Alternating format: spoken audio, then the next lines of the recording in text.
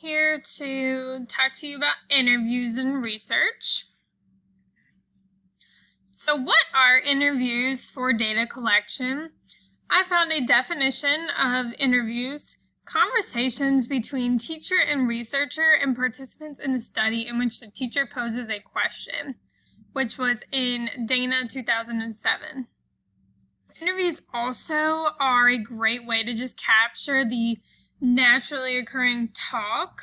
They're informal, spontaneous, or they can even be thoughtfully planned. And it also can be conducted individually or in a group.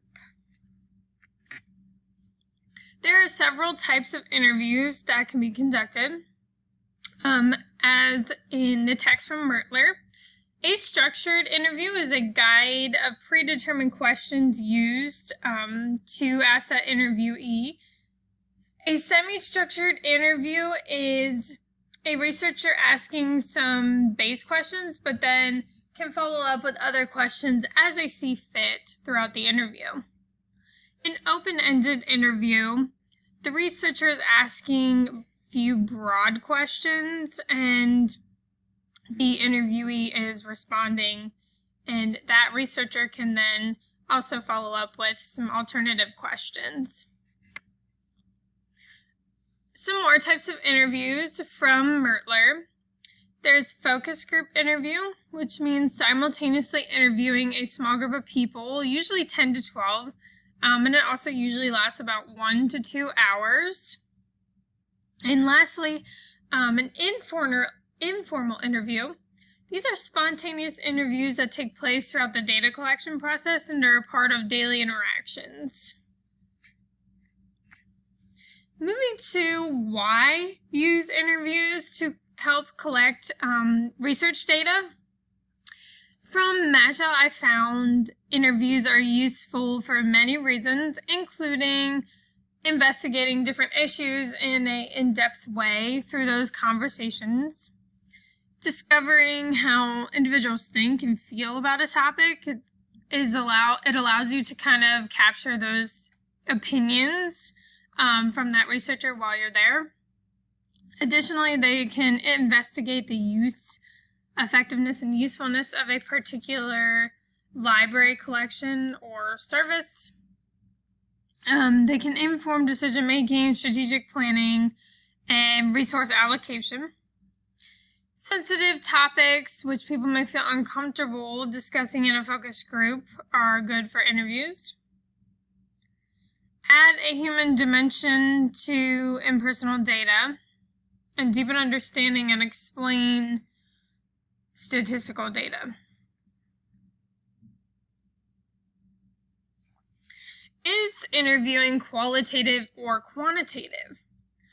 Actually, interviews, according to Blackstone, can be both. However, for interviews, qualitative is the most effective.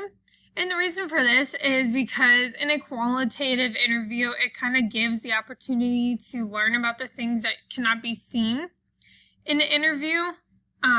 It's also semi-structured, open-ended conversation, and the goal of the interview is to try to think or find out what's most important from the interviewee. In a quantitative interview, however, it's more standardized. The questions and answer options are given to the respondents, so it's a lot more structured.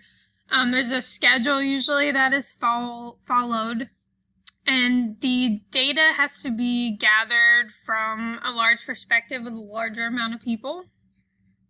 So you don't always get those conversations and input from the smaller groups or individuals.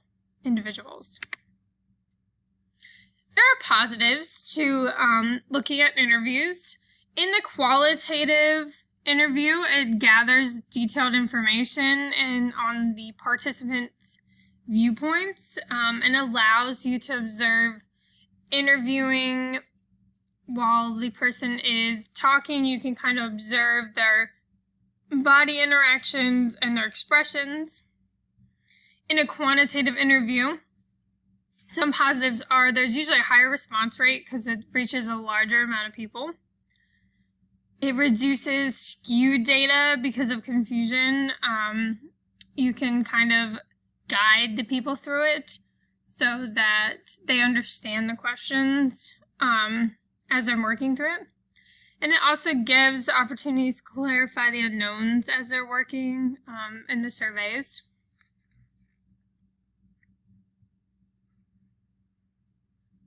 Limitations of qualitative: what people do versus what they want to do and say are different. So they might say one thing that they're doing, but they really are actually not doing it. They're doing something a little bit different. It's also very time consuming, can take a lot of tedious work, and also can be expensive if you need to get the materials that are required to execute it.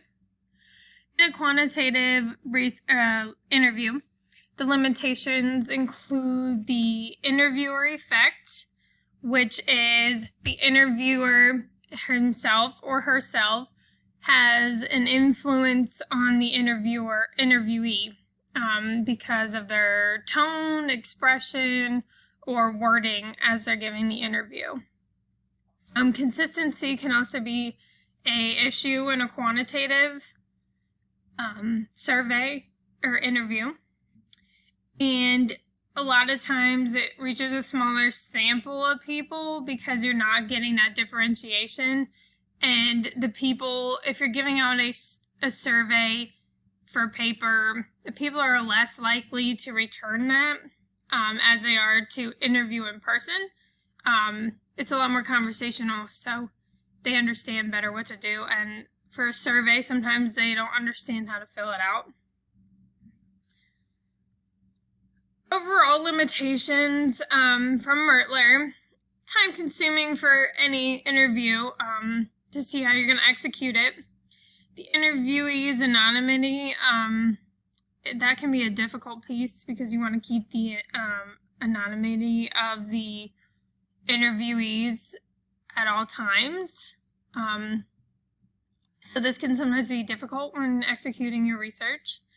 Interviewees also feel what they say can be used against them. And the researcher must make the interviewees feel comfortable about the data they collected. And lastly, the focus groups can sometimes yield to opinions because you get that really good conversation going, but then people start to get opinionated about the topic. So sometimes that can create some limitations. As far as the validity and reliability of interviewing, as I previously said, the interviewer effect, that can lead to validity and reliability issues because that interviewer is influencing the interviewee's responses, as well as interview structure. As that decreases, so does the reliability of what you're doing.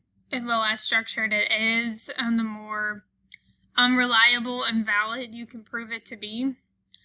And lastly, it's interactive nature of the interview and the various biases and limits impacts human decision making. That's definitely a huge issue as well because you always have biases when you are working with research. So there are certain things that impact the human decision making, especially when they're doing it on the spot. As far as ethics go, the two main ones I think for interviewing is the confidentiality of the interviewee's information. It needs to be done at all times. So if this were to be broken, then you would be breaking the ethical rule, as well as getting permission from the interviewee ahead of time so they're aware of what's happening in the study, as well as what is going to be used out of what they say. And lastly, the unique aspects of interviews. I think interviews are unique because they really give you that ability to have an in-depth conversation. You can read the people's thoughts, feelings, and actions as you're going through the interview. It captures that naturally occurring talk that you just get in conversation. And the good thing about interviews as well that makes them unique is they can be informal, spontaneous, or thoughtfully planned, depending on what you're trying to accomplish. And lastly, interviews can also be conducted individually or in a group, depending on what you need it for. And my last page is my references. Thank you guys for watching.